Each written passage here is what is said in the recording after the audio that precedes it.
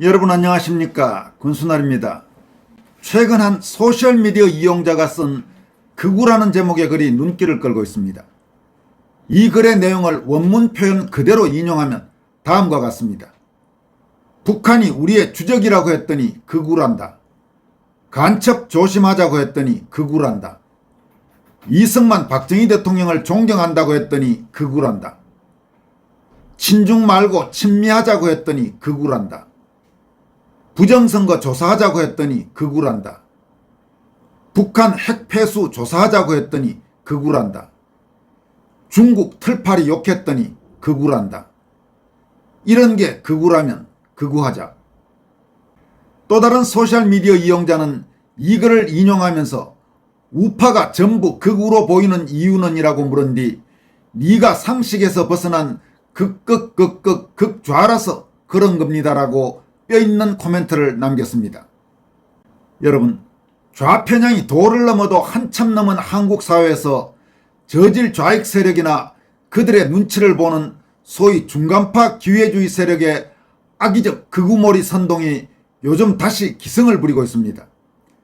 전통적으로 종북, 친북 좌익에 맞서온 애국 시민 세력에 대해서는 물론이고 특히 지난 윤석열 대통령 탄핵 정변과 대선 과정에서 한국 사회의 총체적 문제점을 새로 인식하게 된 계몽된 젊은 층들과 자유파 성향 기독교 세력을 소위 극우로 거칠게 몰아붙이는 작태가 좌익 매체들을 중심으로 곳곳에서 나타나고 있습니다.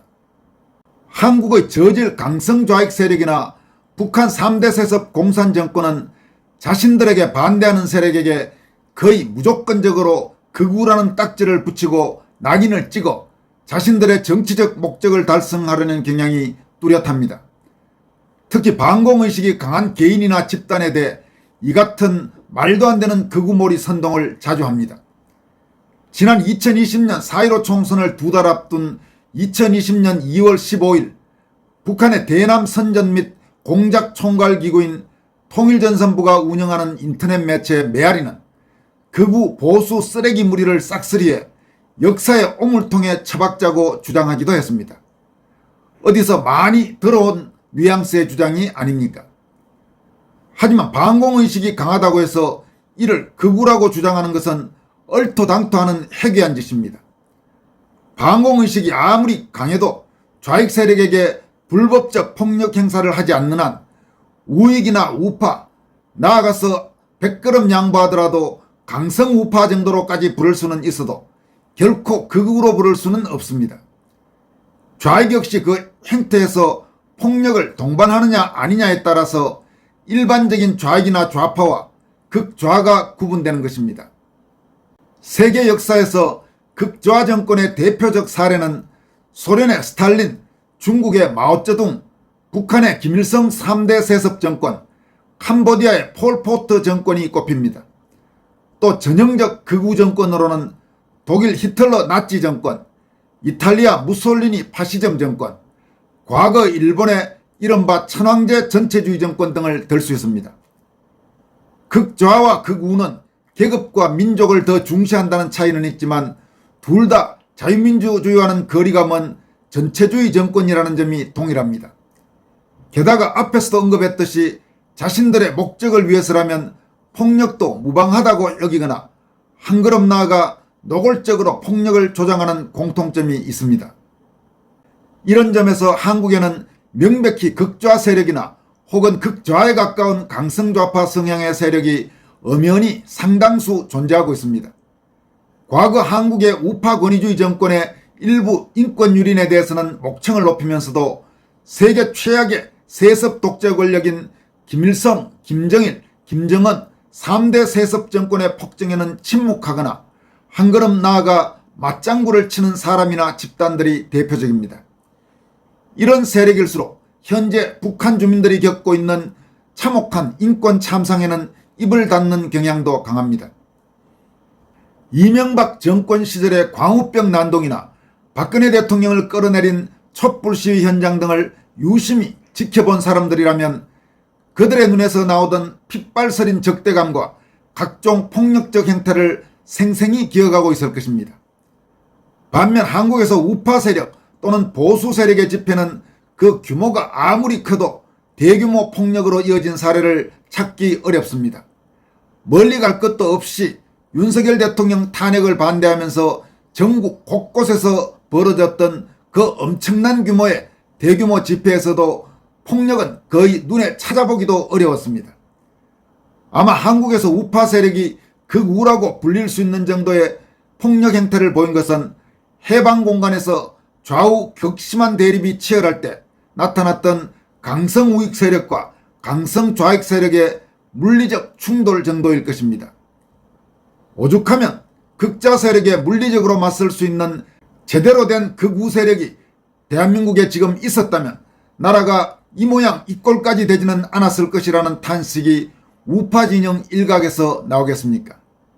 이런 현실에서 무슨 2030 젊은이들의 극우환이 일부 기독교인들의 극우환이 하는 현실과 전혀 맞지 않는 악의적 선동과 여론몰이를 한다는 말입니까? 문재인 정권 시절인 2019년 1월 친문재인 강성좌파 인터넷 매체인 오마이뉴스는 김태우 전 청와대 특별감찰 반원과 신재민 전 기획재정부 사무관 등 문재인 정권의 문제점을 폭로한 공익 제보자로 나선 이들을 법률적으로 보호하기 위한 연대 조직을 만들었던 도태우 변호사 등 자유를 수호하는 변호사들 참여 법조인들에 대해 대부분 극우 성향 변호사들이란 표현을 사용한 바가 있습니다. 당시 오마이뉴스가 극우 성향 변호사들이라고 표현했던 자유를 수호하는 변호사들 모임에는 도태우 변호사를 비롯해 고영주, 고영일, 권우현, 김기수, 김병철, 김용진, 김태훈, 박성재, 부상일, 백성재, 엄태섭, 우인식, 이순호, 이인철, 장재원, 정선미, 정종섭, 정수경, 조선규, 진형애, 황성욱 변호사 등 모두 22명의 변호사가 참여하고 있었습니다.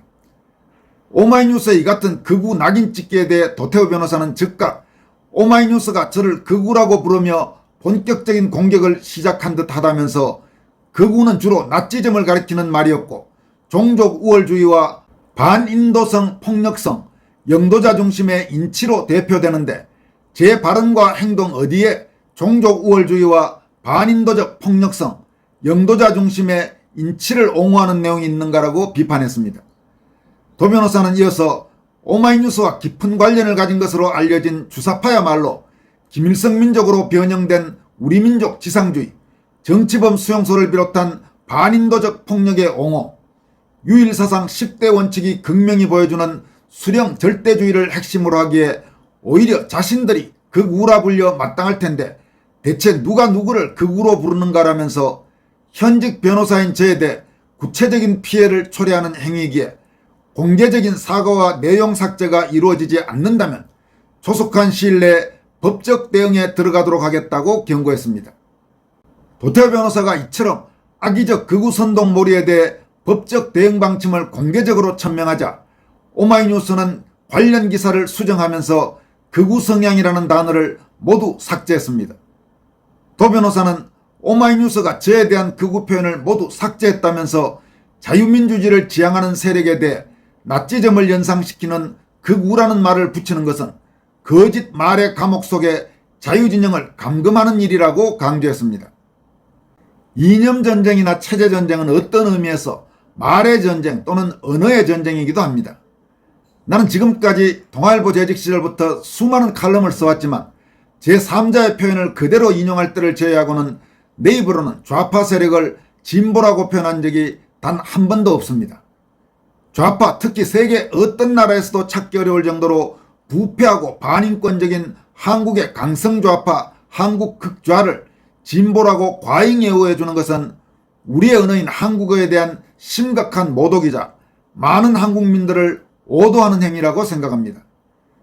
그런 맥락에서 최근 우리 사회에서 다시 기승을 부리고 있는 악의적 극우선동몰이와 낙인찍기 문제의 심각성을 직시하고 2019년 도태우 변호사처럼 정면으로 맞서 결기 있고 엄중히 대응하는 이들이 늘어나야 할 것입니다.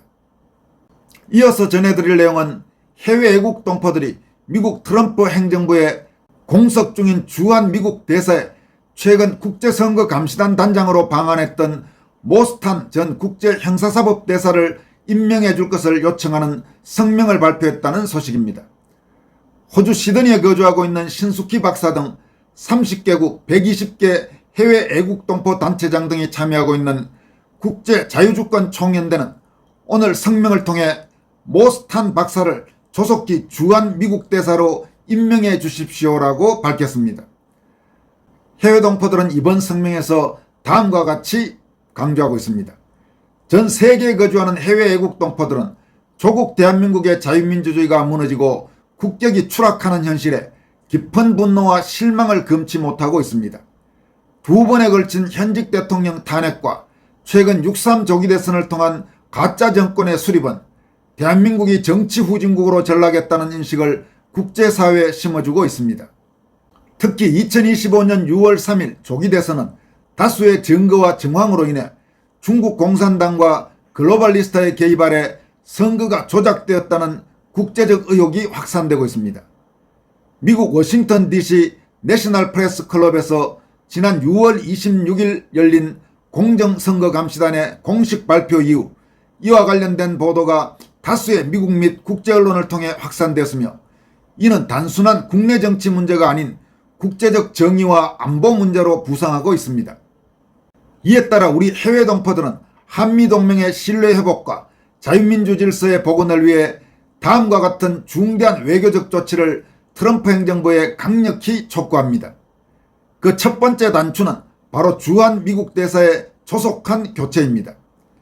현 주한 미국 대리대사 윤유상, 미국명 요셉 윤에 대한 우려.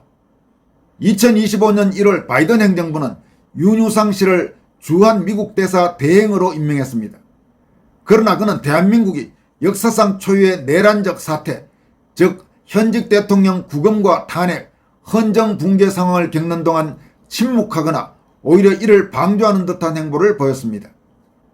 그는 친중 친북 성향 인사들과 수차례 회동하며 현 이재명 정권의 외교적 정당성을 간접적으로 지원했다는 비판을 받고 있습니다.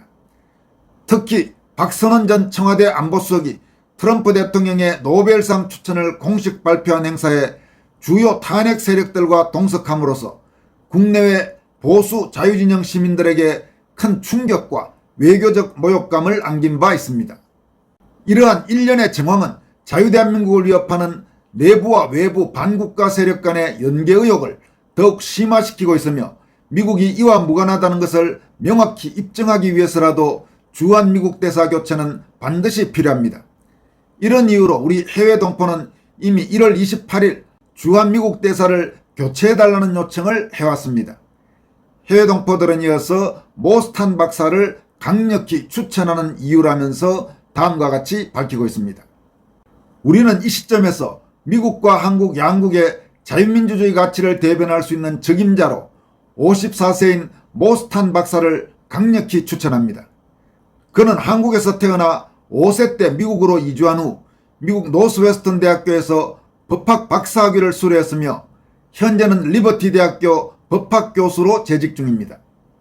2019년 트럼프 1기 행정부에서 제6대 국제사법형사 특임대사로 임명되었습니다. 그는 전 세계 전쟁 범죄, 반인도 범죄, 제노사이드 대응 정책을 수립하고 미국의 입장을 국제 무대에서 대변한 인물입니다. 유엔과 국제형사재판소, 각종 인권기구들과 긴밀히 협력하며 위기지역인 시리아, 우크라이나, 수단 등에서의 국제정의 실현을 위해 힘써왔습니다. 그는 한국어, 영어, 스페인어, 불어, 포르투갈어, 중국어, 라틴어 등 7개 언어에 능통하며 각국 문화와 외교적 의전에 정통한 글로벌 전문가입니다. 무엇보다 그는 북한 정권의 인권 탄압과 범죄에 대해 깊은 전문성과 실천력을 갖춘 인물로 오랜 기간 북한 인권 문제에 대한 국제적 리더로 활동해 왔습니다. 최근에는 수차례 대한민국을 직접 방문해 6.3 조기 대선과 관련된 부정선거의 실증적 증거를 확보했으며 6월 26일 미국 내셔널 프레스 클럽 기자회견에서 이 내용을 전 세계 언론에 공개한 핵심 인사입니다. 해외 동포들은 이어서 모스탄 대사 임명의 외교적 의미와 우리의 요청이라면서 다음과 같이 밝히고 있습니다. 새 정부 이후 한미동맹이 균열되는 여러 징후가 나타나고 있습니다.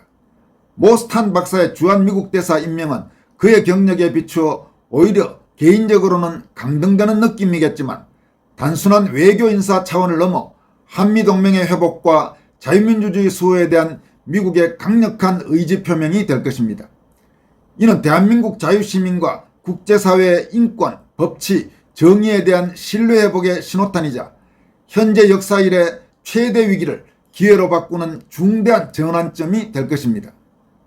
우리는 진심으로 트럼프 대통령과 그 행정부가 대한민국의 위기 상황을 직시하고 국제자유연대와 한미동맹을 회복하는 첫걸음으로 모스탄 박사를 주한 미국 대사로 조속히 임명해 주시길 강력히 요청합니다. 2025년 7월 6일 국제자유주권총연대 일동, 이렇게 해외국 동포들이 성명을 발표했습니다. 모스탄 전 대사는 지난 6.3 대선 때 한국을 방문했죠. 국제선거감시단 단장으로서 방한한 데 이어서 이번 7월 14일에 다시 한국을 방문할 예정입니다. 한국의 선거 정의 문제에 대해서 대단히 깊은 관심을 갖고 있는 미국의 아주 유력한 한국계 미국인이라고 할 수 있습니다. 지금까지 권순할TV였습니다. 여러분 고맙습니다.